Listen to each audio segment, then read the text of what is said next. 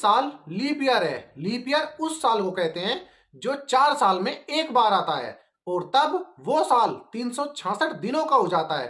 तब फरवरी का महीना 28 की बजाय 29 दिनों का होता है। अगर 29 फरवरी को किसी का जन्मदिन होता है तो वो 4 साल में एक ही बार आता है। भारत के पूर्व प्रधानमंत्री मोरारजी देसाई का जन्मदिन भी 29 फरवरी को आता है।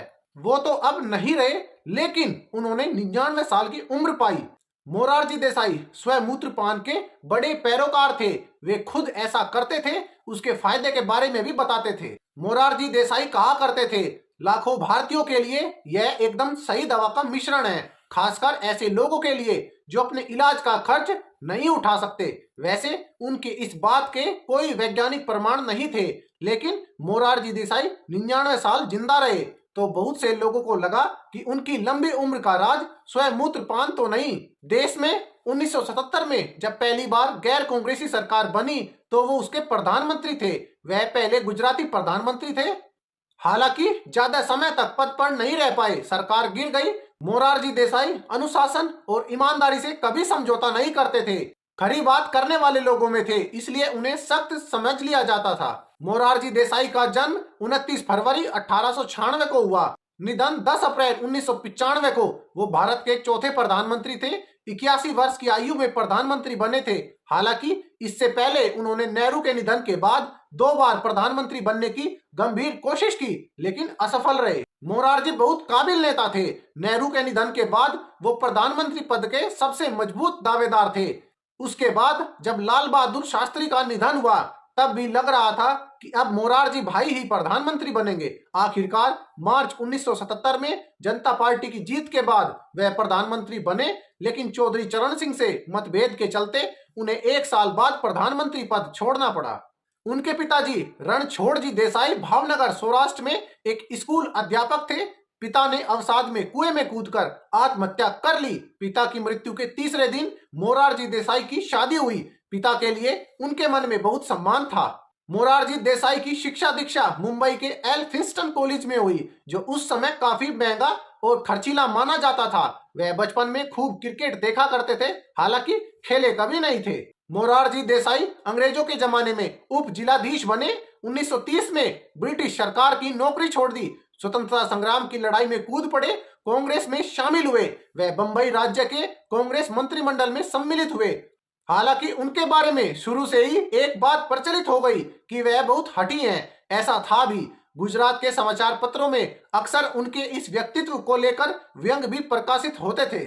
1952 में मोरारजी बंबई के मुख्यमंत्री बनाए गए। 1967 में इंदिरा गांधी के प्रधानमंत्री बनने पर मोरारजी को उप प्रधानमंत्री और गृह मंत्री बनाया गया, लेकिन वो इस बात से खिन्न रहते थे कि सीनियर होने के बाद भी इंदिरा गांधी को क्यों प्रधानमंत्री बनाया गया। इंदिरा से उनकी कभी नहीं बनी। वो उनके काम में लगातार रुकावट भी पैदा करते रहते थे। इंदिरा गांधी ने जब यह समझ लिया कि मोरारजी देसाई उनके लिए कठिनाइयां पैदा कर रहे हैं तो उन्होंने उनके पर काटना शुरू कर दिए। नवंबर 1969 में जब कांग्रेस का विभाजन हुआ तो इंदिरा गांधी ने नई कांग्रेस बनाई और वह इंदिरा गांधी के खिलाफ खेमे वाली कांग्रेस ओ पार्टी में चले गए। 1975 में मोरारजी देसाई जनता पार्टी में शामिल हो गए। मार्च 1977 में जब लोकसभा के चुनाव हुए तो जनता पार्टी को स्पष्ट बहुमत प्राप्त हो गया, लेकिन उनके लिए प्रधानमंत्री बनना इतना आसान नहीं था, क्योंकि चौधरी चरण सिंह और जगजीवन राम भी प्रधानमंत्री पद के दावेदार थे। ऐसे समय में जयप्रकाश नारायण का समर्थन काम आया और मोरारजी प्रधानमंत्री बने। प्रधानमंत्री बनते ही उन्होंने देश के 9 राज्यों में कांग्रेस के शासन वाली सरकार को भंग कर दिया।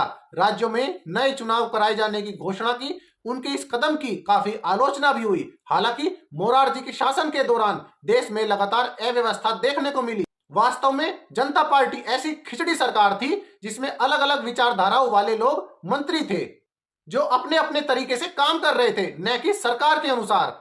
हालांकि प्रधानमंत्री के तौर पर मोरारजी देसाई का कार्यकाल काफी चुनौतीपूर्ण रहा। हालात मुश्किल रहे। 1979 में अर्धसैनिक बलों ने विद्रोह कर दिया, जिसे कुचलने में काफी समय लगा। 1978 में कई राज्यों में सूखा पड़ा, अकाल की स्थिति पैदा हो गई, महंगाई बढ़ गई, केरोसिन तेल भी गरीब जनता के लिए सपना हो गया। मोरारजी देसाई का अपने किसी मंत्री पर कोई जोर नहीं रहा।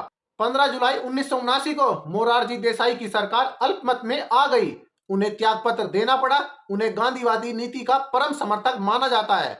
वो जो फैसला कर लेते थे उस पर कायम भी रहते थे। हालांकि वो सादगी वाले और ईमानदार नेता थे, वो समझौता नहीं कर पाते थे। मोरारजी देसाई स्वयं मूत्रपान को स्वास्थ्य की दृष्टि से उत्तम औषधि मानते थे।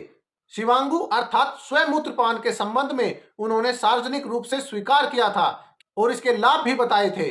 वह भोजन में थोड़ा दूध, मौसमी फल का रस एवं कुछ सूखे मेवे लेते थे। वह इंटरव्यू में कहते थे कि उनकी लंबी उम्र का राज स्वयं मूत्रपान है, जिसको वह लगातार करते रहे हैं। जब वो सोने चले जाते थे तो उन्हें रात में जगाना पसंद नहीं था। प्रधानमंत्री रहते हुए भी यही प्रक्रिया जारी रही।